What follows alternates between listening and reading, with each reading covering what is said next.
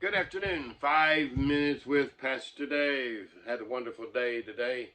I had a full house again, and it's raining outside, so I'm inside our new trailer, which we thank the Lord for. We've got the canopy up over it now, and we just really enjoying it. I shared with my people this morning a letter from Paul. He was talking to the church in Thessalonians there, 1 Thessalonians 5. And he was talking about the second coming of the Lord.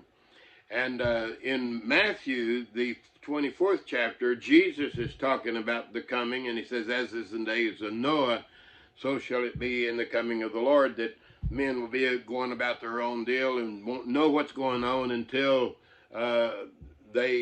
it's too late, the door will be shut. And he said that's the same way it's going to be on the second coming.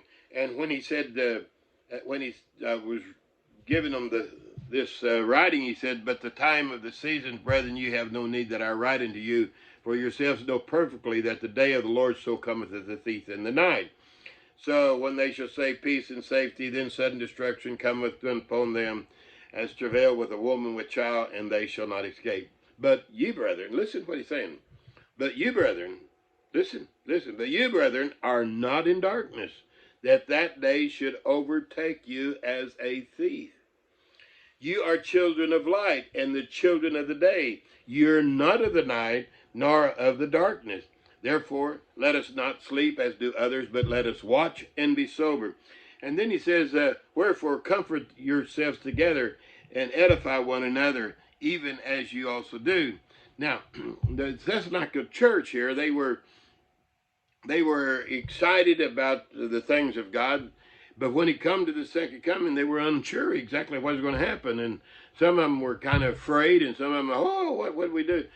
But so Paul is trying to do a pastoral message to them. Hey, look, it's not going to take you overnight by surprise. It's not going to be. You're going to see because you're children of light. The people in darkness don't realize what's happening. Now the darkness is also representing in darkness of the truth. They do not know the truth. You realize how truth is being pushed out. People know the truth, but then they push it away and don't want to know the truth. And it says that they would love darkness rather than light because their deeds are evil. And because of that, they'll go ahead in darkness, and that darkness is sin. And that sin kind of blinds them. And this is where the fear comes in. This is where, the anxiety comes in. And he was trying to tell them, you have known Jesus. He has forgiven you of your sin.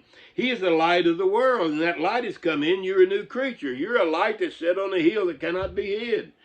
But these that do not know Jesus are sitting in darkness. And this day, the day is coming when it's going to catch them by surprise. They're going on in sin, just living any way they want to. It's going to be all right. We're going to make it through and all that. But he's saying to them, it's going to be horrible, because it'll be like a thief. They'll be busy with their activities and not caring anything about God, have no time for God, and then wham, just like that, in the twinkling of an eye, the Lord will come, and they will be totally devastated. But he said, it's not going to happen to you now, because you see the times and the seasons. He said, you're children of light. You can start seeing, as it gets darker and darker and darker, in the during the dusty time when the sun is halfway down and so forth, and it starts getting dusty dark, it's hard to tell things. But we are in a day now that is right and left. There's no gray matter anymore. As you see the things that people do, it's unbelievable, that they can do such horrible things anymore and not have any hurt or consequences or anything seems to happen to them. The sin's dragging them deeper and deeper and deeper and deeper. And there are signs of the time. We see that we know that Jesus is coming back. We know that it won't be long. Prophecy is being fulfilled. And he said, now, to the people that are in darkness, it's going to be an awful experience when they realize, hey, we've missed everything. But he said to you that know Jesus, He said, you're the light. Now I want you to shine. Let your light so shine before men that they can see your good works and glorify your Father which is heaven. People won't read the Bible, but they'll see light. You know, when light comes, it puts out darkness. That's the reason why you don't hide your light under a bushel. You let your light so shine. And so he is challenging them, don't be afraid.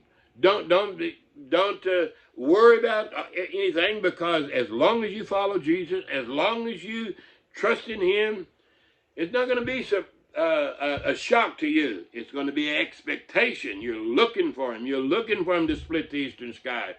And when you have that expectation there, you keep yourself clean. You keep yourself pure, because you don't know when he's coming. A little boy was at a church service, and the pastor was talking about Jesus is coming soon. Went home and asked his mom. He said, well, Mom, where's the suitcases at? And she said, where do you want suitcases? He said, Mom, I just want a suitcase. So she said, well, they're in the closet there. And so little boy went into the closet, and pretty soon she thought, I think I'll go check on, see what he's doing. He had one of the suitcases out on his bed, went to his dresser, and he was putting everything that he wanted into the suitcase. And she said, what are you doing? He said, well, Mama, if Jesus is coming, I want to be ready to go. I want to have my suitcase packed and ready to go. Well, we want to have our suitcases packed and ready to go. We're expecting to come. And therefore, because of that, we keep ourselves pure and watchful. Be sober, be vigilant in this day and time. God bless you. Go with God and have a super good week.